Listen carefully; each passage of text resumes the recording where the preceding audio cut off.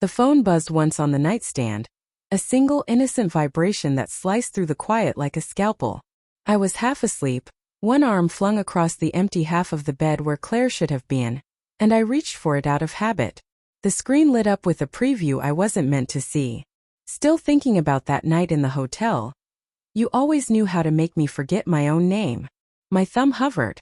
The sender's name was just a string of heart emojis, but the contact photo was unmistakable. The same crooked grin Claire had sworn belonged to an old coworker. My stomach folded in on itself.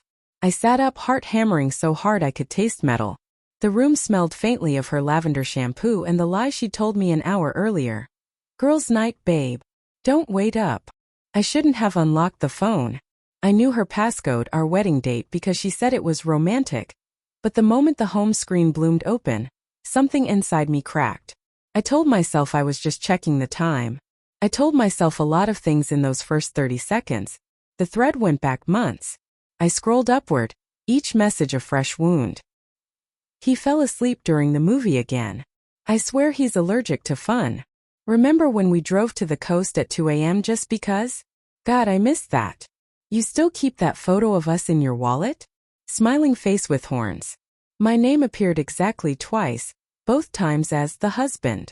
I must have made a sound, something between a laugh and a choke, because the bathroom door creaked open.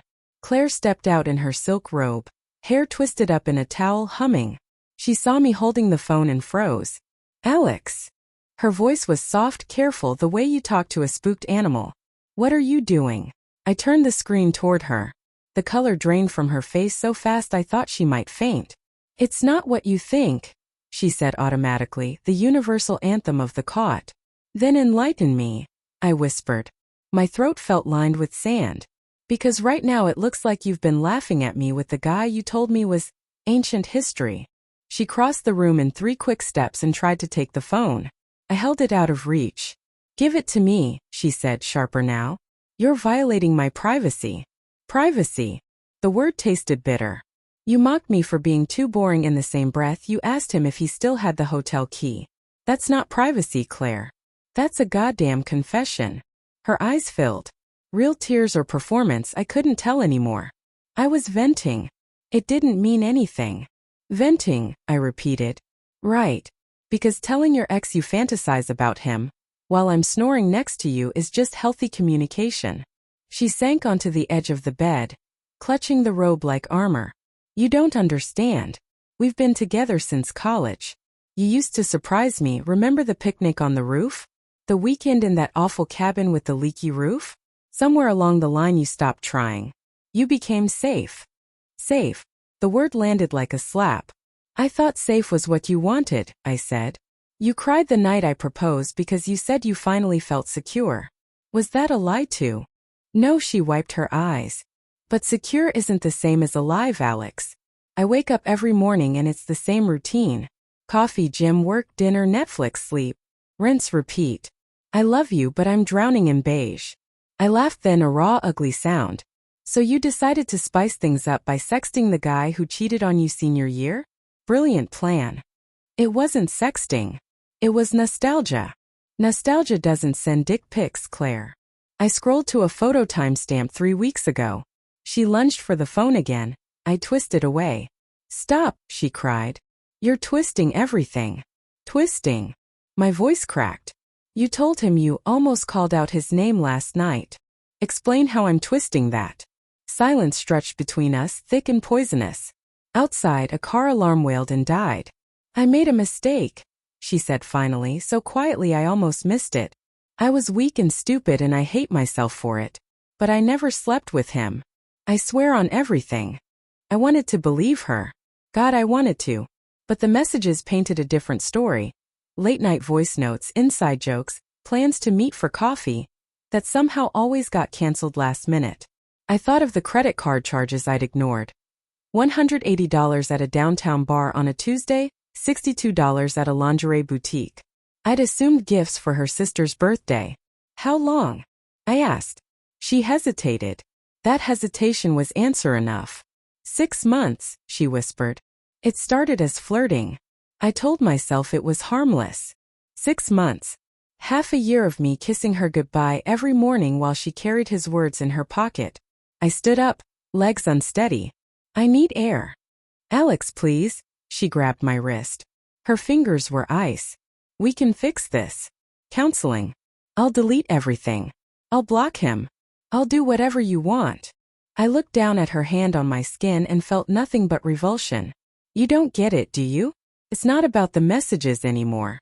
It's about the fact that every time you rolled your eyes at my boring stories, every time you sighed when I suggested date night at home, you were comparing me to him. And I never even knew we were in a competition. Tears streamed down her face. I'm sorry. Sorry doesn't erase the image of you laughing at me with him. I pulled free. I'm sleeping in the guest room. Alex. No, I held up a hand. Tomorrow we'll talk logistics. Tonight I need to remember how to breathe without tasting betrayal. I left her sitting on the bed, robe slipping off one shoulder, looking smaller than I'd ever seen her. In the hallway, I pressed my back to the wall and slid to the floor. The carpet smelled like the day we moved in, new beginnings, fresh paint, her laughter echoing as we christened every room. I opened the phone again. Couldn't help it. The newest message had come in while we argued. Everything okay? You went quiet. Below it, Claire's unsent reply glowed in the text box. I think he knows. I stared at those 4 words until they blurred. Then I did something I'm not proud of. I typed back as her.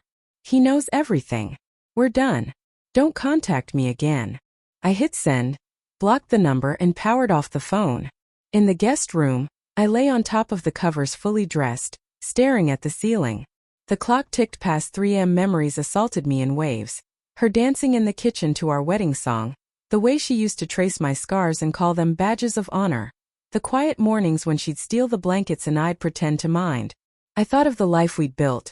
Joint accounts, shared Spotify playlists, the stupid cactus on the windowsill we named Sir Prickles. All of it felt radioactive now. At dawn, I heard her moving around downstairs.